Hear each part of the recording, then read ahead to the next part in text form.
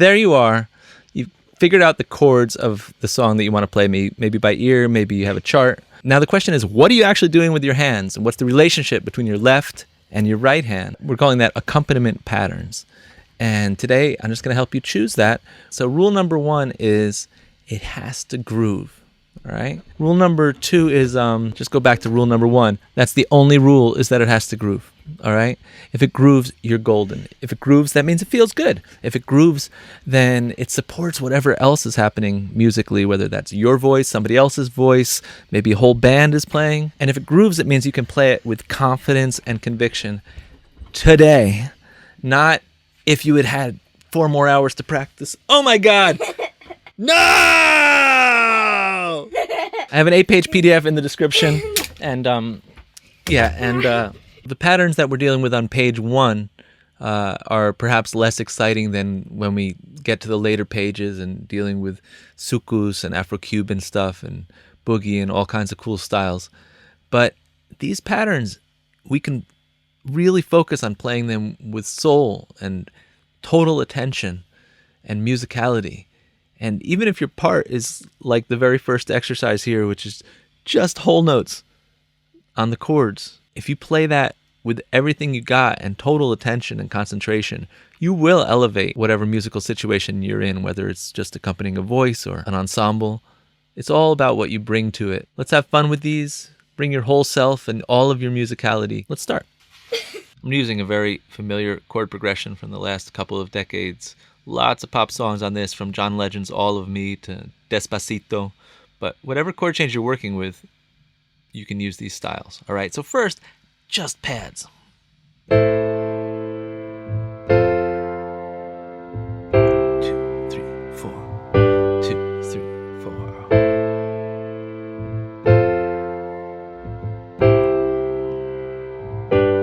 Switching.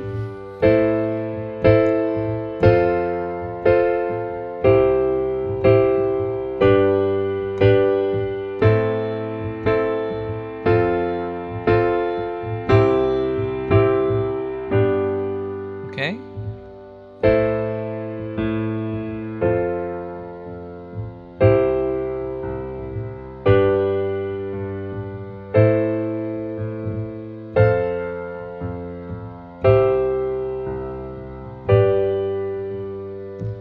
I'm using different inversions, just sort of listening to the way the top note of the chord inversion I'm choosing makes a melody. But you don't have to worry about that if you're not at that level yet.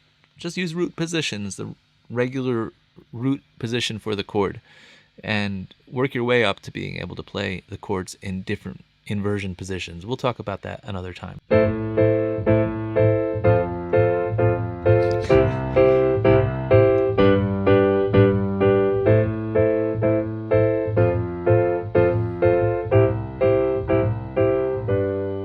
How about just all quarter notes? It doesn't really get simpler than that, but this feel has been used on countless songs, and it works.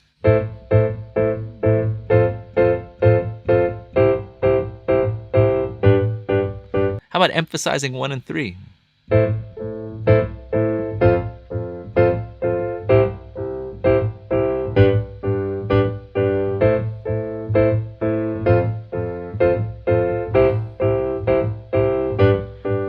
How about emphasizing 2 and 4? 1, 2, here we go.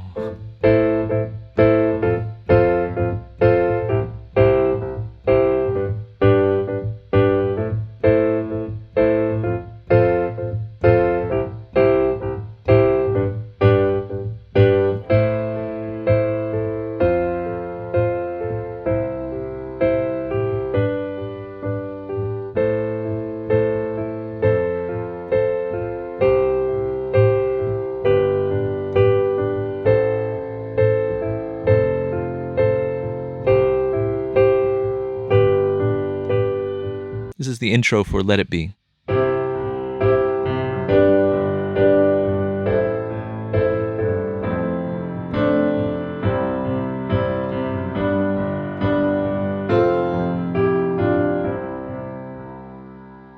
Some of you watching this will work with kids on folk songs and kids songs. If I play this stuff, my 2-year-old starts bouncing around the room instantly. Oh my God, it's super annoying.